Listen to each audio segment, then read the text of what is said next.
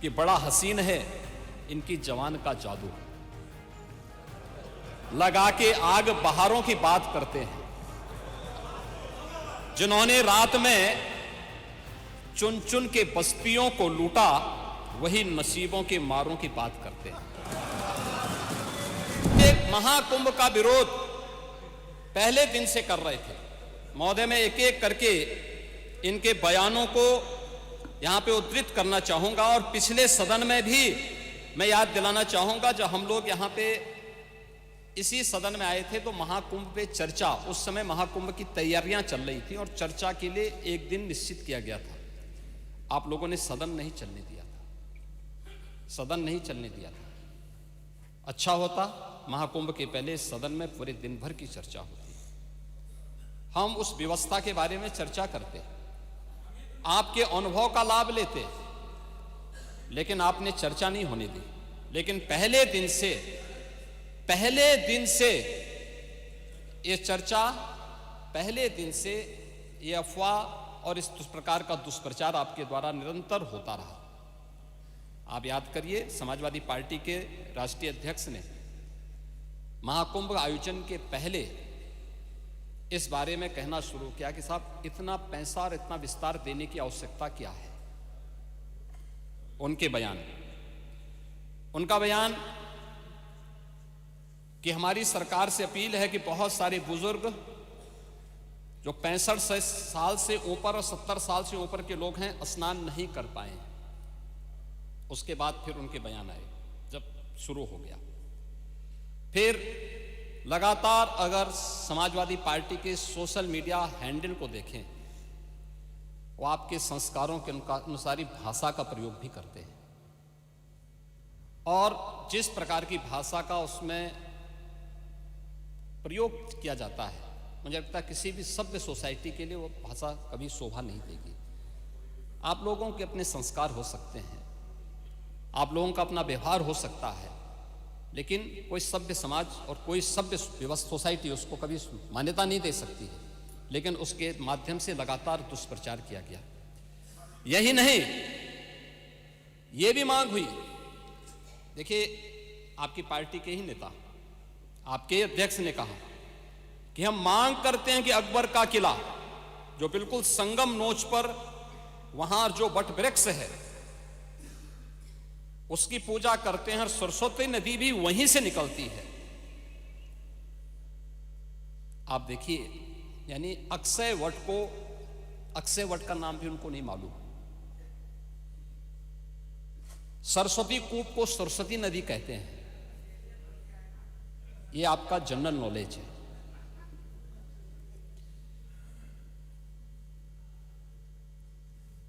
इन्होंने कहा महाकुंभ कोई शब्द नहीं, क्योंकि महायोजन के लिए बहुत सारा पैसा निकालना था, पैसे की बर्बादी करनी थी, इसलिए नाम भी इन्होंने महायोजन दिया।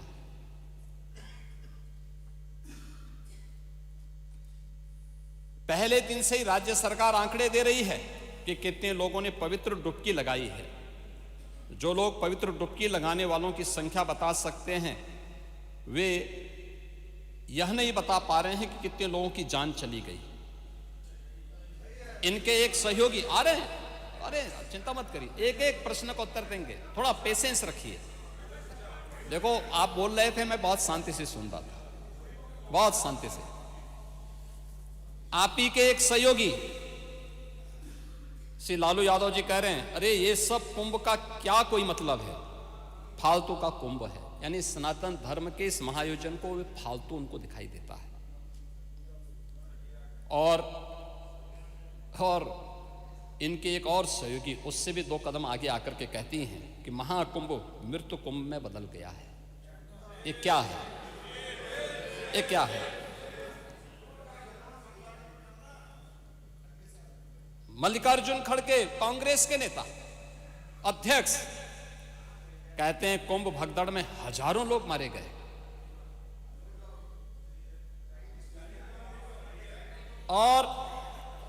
और जया बच्चन क्या कहती हैं? ये समाजवादी पार्टी की नेत्री हैं। इस देश ने अभी सबसे बड़ा मुद्दा महाकुंभ भगदड़ की घटना है। उन मृतकों की सही संख्या बतानी चाहिए और जनता को सफाई देनी चाहिए। उन्होंने आगे क्या बात कही? उन्होंने कहा व्यवस्थाएं आम आदमी के लिए नहीं बल्कि वीआईपी के लिए थी। शवों को गंगा में बहा दिया गया, इससे पानी प्रदूषित हुआ है। यही पानी लोगों तक पहुंच रहा है और ये इस प्रकार के गैर जिम्मेदाराना बयान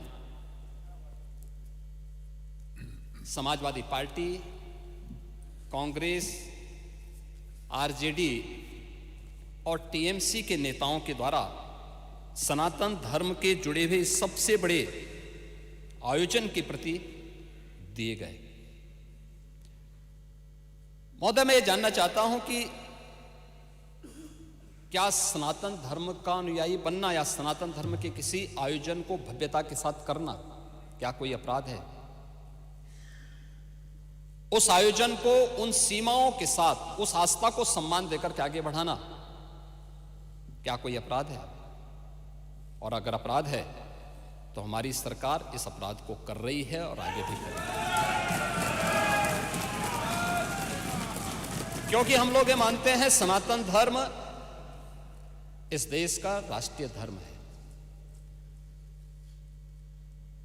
सनातन धर्म की सुरक्षा में ही भारत के अंदर पल रहे हर मत और मजहब की सुरक्षा भी है और उनका सम्मान भी है और उनका गौरव भी है।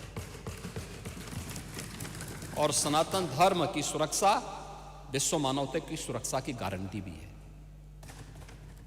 और उसके इतने बड़े आयोजन के साथ भेदभाव तो किसी के साथ नहीं हुआ, किसी के साथ नहीं हुआ। प्रयागराज महाकुंभ में क्रिकेटर मोहम्मद शमी ने भी स्नान किया। मुझे याद है हर जाति मत और मजहब के लोग अगर आए हैं श्रद्धा भाव के साथ तो उन्होंने आस्था की पवित्र डुबकी भी लगाई। हां, अगर कोई चिढ़ाने के लिए आया है तो वहां पर उनको वैसे दुत्कार करके भगा भी दिया गया और ये होना भी चाहिए था। और इसीलिए मैं इस बात को मानता हूं, आप लोगों ने जो बात कही हमें ये सब बुरा नहीं लगता। इसलिए नहीं क्योंकि हम जानते हैं आपकी प्रवृत्ति है, क्योंकि हम लोग इस बात को मानते हैं कि संक्रमित व्यक्ति का उपचार हो सकता है, संक्रमित सोच का उपचार नहीं हो सकता। उसका कोई उपचार नहीं, वो अपने आप ही कुड़ता रहेगा। और इसलिए इस महान आयोजन को करने का अवसर हमारी सरकार को प्राप्त हुआ। और मेरा यह मानना है कि महान कार्य को 3 अवस्थाओं से गुजरना पड़ता है। याद रखना, उपहास से, विरोध से और अंततः स्वीकृति से। और स्वीकृति का इससे बड़ा प्रमाण क्या हो सकता है कि समाजवादी पार्टी के राष्ट्रीय अध्यक्ष भी जो शुरू से विरोध कर रहे थे अंततः चुपचाप जाकर के डुबकी लगाए। नेता प्रतिपक्ष भी हाँ, मैं अच्छी बात है, आपका अधिकार है, आपका अधिकार है ये, मैं तो आपको अधिकार दे रहा हूं। मैं ही कह रहा ना, नहीं 13 में आप नहीं जा पाए थे, क्योंकि 13 में जब आप जा रहे थे तब तक आपको फोन आ गया था, आप वापस हो गए, नहीं जा पाए थे। नहीं जा पाए, आप वापस आ गए थे। लेकिन इस बार आप गए थे, मुझे अच्छा लगा, आपने उत्तर प्रदेश सरकार की व्यवस्था की सराहना की और आपने मुझे प्रत्यक्ष नहीं लेकिन स्पीकर साहब को धन्यवाद दिया कि अच्छी व्यवस्था थी। और इसीलिए मैंने कहा ना, 3 अवस्थाएं उपहास की, जिसको आप शुरू से उड़ा रहे थे, कुछ नहीं कर पाए तो आपने विरोध करना शुरू किया। और विरोध करते करते आज मुझे अच्छा लगा कि आपने अपनी स्वीकृति भी दे दी कि हां अच्छा काम हुआ है, अच्छी व्यवस्था हुई है। ऐसे ही मोना जी ने भी किया। वो लोग विरोध कर रहे थे, फिर उन्होंने उसके बारे में तमाम प्रकार की बातें की। आज उन्होंने कहा कि इंफ्रास्ट्रक्चर का काम तो अच्छा हुआ। अच्छा, अच्छी बात है, क्योंकि काम हुआ है तो लोग बोलेंगे भी, क्योंकि लोग तो उन्हीं मार्गों से चल रहे हैं, सभी लोग चल रहे हैं। महोदय, प्रयागराज कुंभ के बारे में अनेक दुष्प्रचार किए गए और दुष्प्रचार के अनेक माध्यम हैं। मैं पहले कुंभ के बारे में ही कहता हूं। कुंभ के बारे में जो बहुत सारी चर्चाएं यहां पर हुई हैं और सभी माननीय सदस्यों ने भी इस बात को यहां पे उल्लेख किया है, जिसमें वेदों की परंपरा से परंपरा आती है। ऋग्वेद में भी इसका उल्लेख है कि कुंभम समारोह्य सुधाम पिबेद, यानी हम उस कुंभ में रखे अमृत को पीकर आत्मा को आनंदित करें। अथर्ववेद में भी इस बात का उल्लेख है कि ऐसा गंगा या कुंभे, यानी यह गंगा जल एक कुंभ, एक घड़े में संचित है, यानी अमृत के रूप में उसकी तुलना की गई है। और आज से 5000 वर्ष पहले रचा गया श्रीमद् भागवत महापुराण में भी इस बात का उल्लेख है को कुंभ मेले स्नात्वा पुण्यम प्राप्नोति मानुषः, यानी यहां कुंभ का संदर्भ कुंभ मेले से है। 5000 साल पहले भी इसका उल्लेख है। जो 4 तीर्थ स्थलों पर आयोजित होता है उसमें स्नान करने से पापों का क्षय होता है। और जो बात यहां पे आपके विद्वान सदस्य से संग्राम सिंह यादव कह रहे थे, उन्होंने पुराणों की बात की, लेकिन वो पुराण की बात नहीं थी, वह तुलसीदास जी की रामचरितमानस में उल्लेख किया गया है। को कहीं सकहीं प्रयाग प्रभाव हो, कलुष पुंज कुंजर मृगराओ, अस तीरथ पति दे की सुहावा, सुख सागर रघुवर सुख पावा। ये तुलसीदास जी की रामचरितमानस का है, पुराणों का नहीं है। पुराणों में संदर्भ है, श्रीमद् भागवत महापुराण का मैंने उल्लेख किया ही, और रामचरितमानस में भी इन बातों का उल्लेख इन भावनाओं के रूप में किया गया है। और हम उत्तर प्रदेश वासियों को खास तौर पर इस पर गौरव की अनुभूति भी करनी चाहिए कि इस बड़े आयोजन के साथ हम सभी को जुड़ने का अवसर प्राप्त हुआ है।